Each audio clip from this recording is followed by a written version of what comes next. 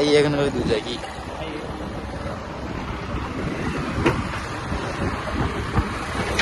चढ़िया में बाहर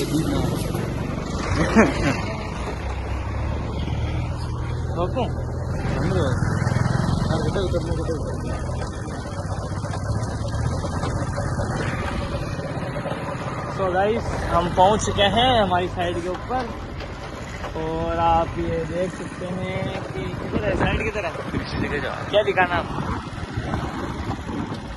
एक रास्ता बनाया था रास्ता रेसिपी आ चुकी है यहाँ से जाना पड़ेगा। चलो चलते हैं रेसिपी आ चुकी है।